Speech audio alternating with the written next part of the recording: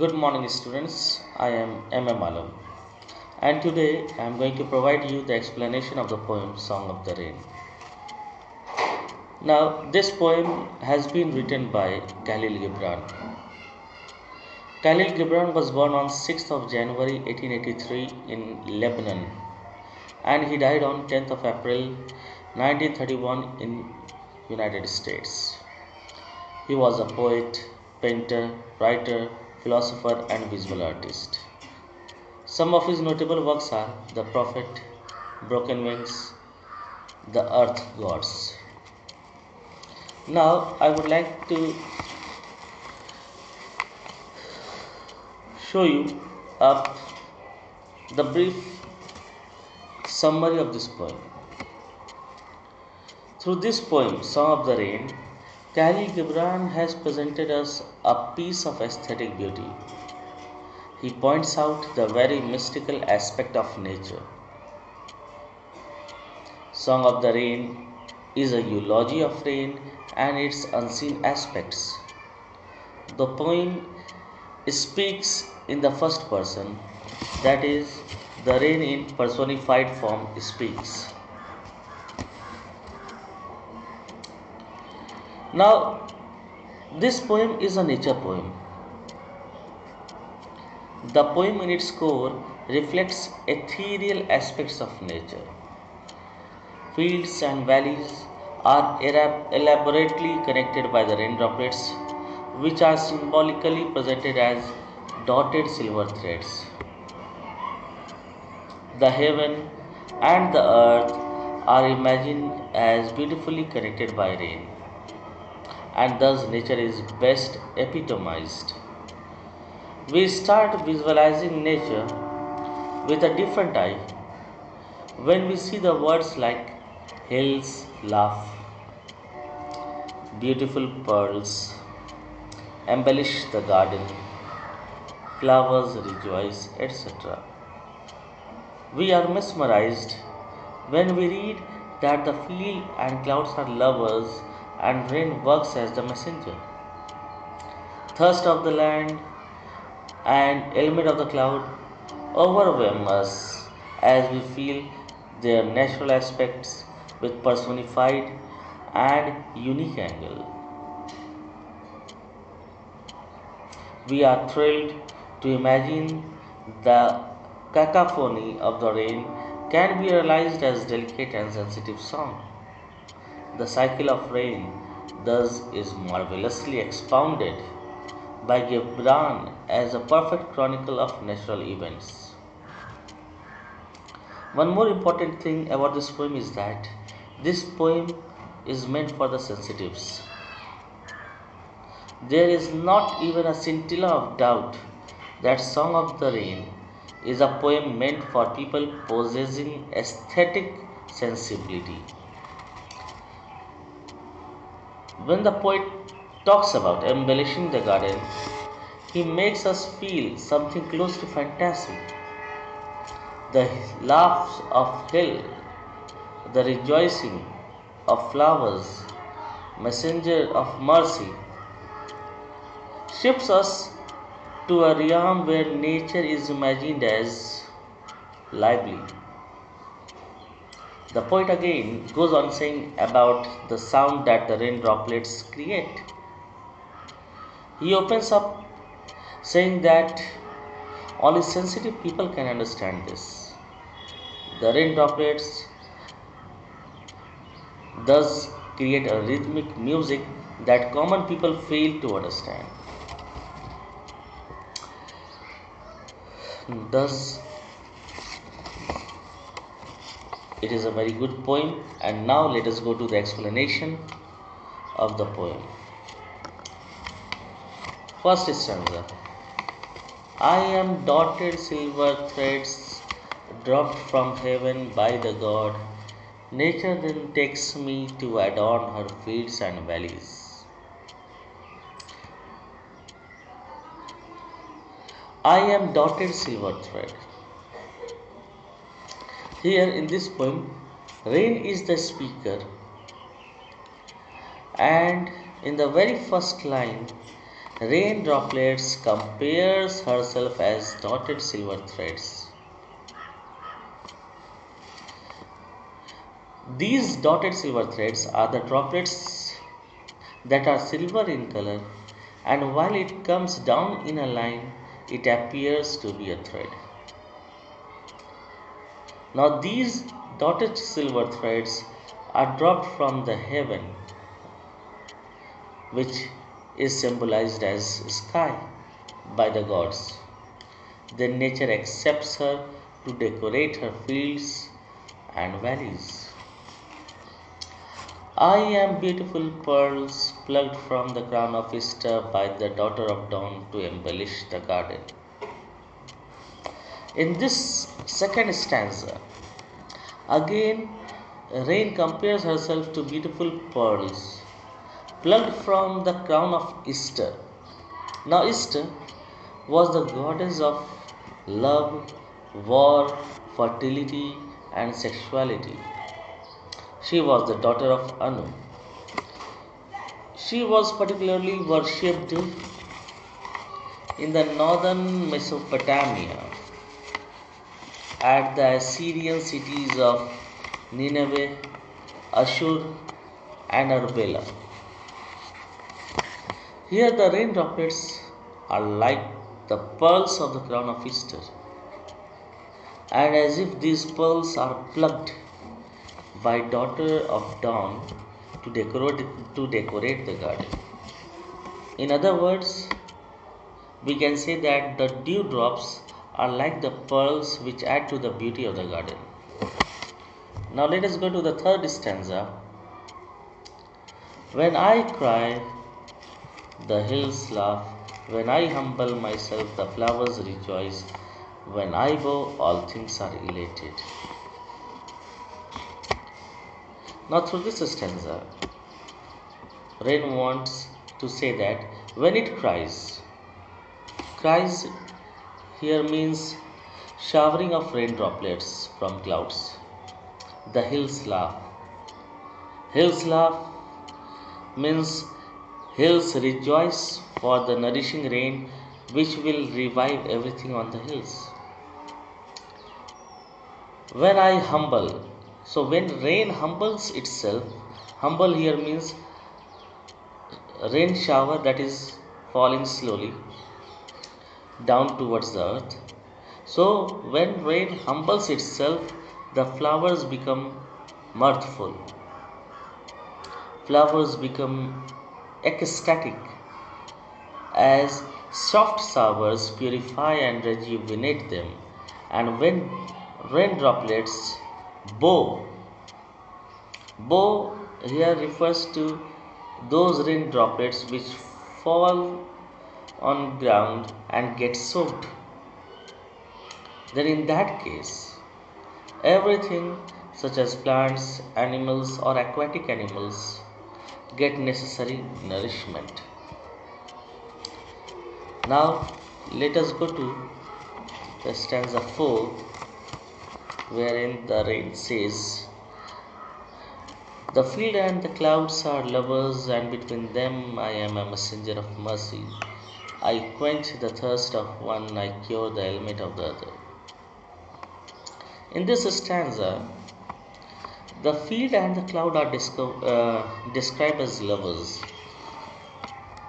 The field and the cloud are born in mutual love of necessity.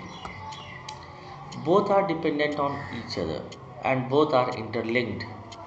And the work of messenger is accomplished by rain. That is, rain is a love messenger. The word mercy is used to the benefits that rain droplets do. The rain droplets shower down on earth and thus quenches the thirst of the earth. That is, it saves earth from drought and does provide necessary nourishment, while on the other hand, it cures the ailment of the clouds. Now, curing the ailment, here it means that the clouds which was brimming and was in overfilled state is cured by the releasing of the rain droplets of the clouds. Means by releasing those rain droplets, these clouds become lighter and are thus relieved. Now, let us go to the fifth stanza, wherein the rain says, "The voice of thunder declares my arrival, the rainbow announces my departure. I am like earthly life, which begins at the feet of the mad elements and ends under the upraised wings of death." Now, in this stanza,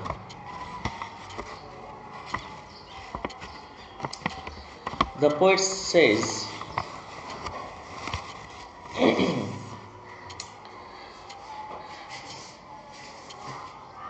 that the arrival of rain is marked by the thundering of clouds, and at the same time, and we can say similarly, the departure of rain is marked by the formation of rainbow. Now, further, the poet goes on stating, that is, the rain goes on saying that it is like an earthly life. So the poet compares the life cycle of rain to that of human. As a human has main phases of life, birth, maturity and death, similarly, rain is also having the same cycle of life. Birth, that is evaporation, maturity, that is condensation, and death, that is showering of rainfall. Here, rain is said to begin at the feet of mad elements. By the mad elements, the poet might have meant the liquid and vapor in cloud, which is filled with carbon, calcium, sodium, chlorine, and thus under these mad elements, rain is born and dies under the upraised wings of death. Upraised wings of death. Upraised wings here means strong winds, which blows the cloud away when the cloud becomes lighter after rainfall. Now, in the next stanza, the poet says, "I emerge from the heart of the sea, I soar with the breeze. Soar with the breeze. When I see a field in need, I descend and embrace the flowers and trees in a million little ways." Now,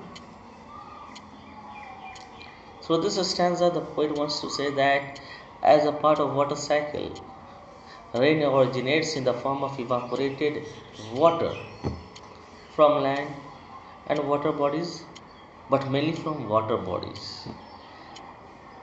And thus, if we see the heart of the sea, that is, mainly the evaporation is from sea. And after that evaporation, those water vapor soar with the air. Soar with the air. Further, rain says that when there is any need of nourishment in fields, the rain droplets come down and embrace the flowers and plants in million little droplets. Embrace here means abundant shower covering every nook and corner. Now, next stanza, "I gently touch at the windows with my soft fingers, and my announces is a welcome song. All can hear, but only the sensitive can understand." In this stanza, the poet declares the sound of rain droplets as song. At the outset, he says, how rain gently falls on window panes, and the sound is like a welcome sound.